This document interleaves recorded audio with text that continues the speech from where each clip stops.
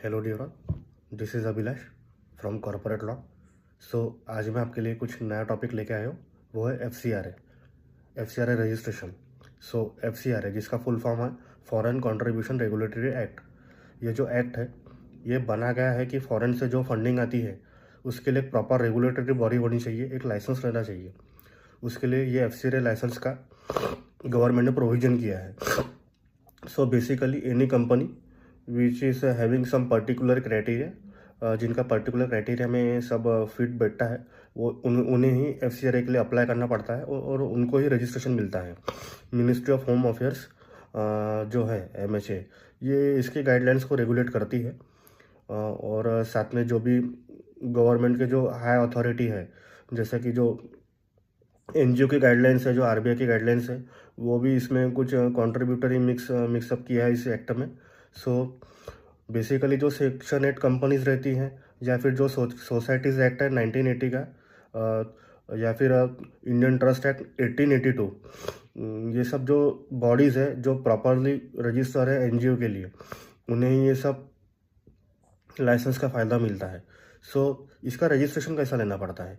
So basically जो आपकी company है, जो सेक्शन 8 कंपनी है, वो 3 इयर्स एंड अबव जिनका हो चुका है, जिनका कोर वर्किंग एरिया है, जिनका प्रायर रजिस्ट्रेशन हो चुके हैं, लाइक 12A, ATG, अनुदान, NGO दर्पण, वो ही इस पर अप्लाई कर सकते हैं।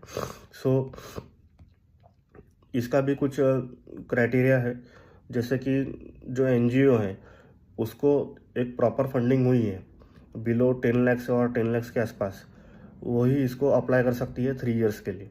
हाँ, इसमें एक अजम्पशन है कि अगर आपका कंपनी 3 इयर्स के नीचे है पर उसने कुछ पर्टिकुलर एरिया में अगर वर्क किया हो प्रॉपरली पर्टिकुलर एरिया में कुछ वर्किंग किया हो, उसका जो फंडिंग है वो 50 लाख के ऊपर हो और गवर्नमेंट के नज़र में वो NGO एक टॉप बॉडी हो, उसे इसमें कुछ अजम्पशन है गवर्नमेंट के साइड से।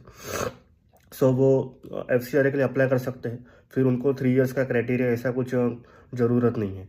सो इसका लाइसेंस लेने के लिए आपको कुछ डॉक्यूमेंट्स प्रॉपर लगते हैं। डॉक्यूमेंट्स लाइक आपका जितने भी साल का ऑडिट है वो ऑडिट प्रॉपरली होना चाहिए, आपका ITR सबमिशन होना चाहिए। हमें जब ये लाइसेंस सबमिट करना पड़ता है तो इसमें हमें हमारे ITR और ऑडिट, इसके जो रिपोर्ट्स है वो सब अटैचमेंट करना पड़ता है। आपके गवर्निंग बॉडीज़ में कितने मेंबर्स हैं उनका डाटा हमें मेंशन करना पड़ता है। So basically this is criteria for FCRA licence. Same CSR का भी सेम क्राइटेरिया है। जो 3 इयर्स एंड अबव कंपनी है उनको CSR का लाइसेंस मिल जाता है। CSR का तो लाइसेंस इजीली आपको मिल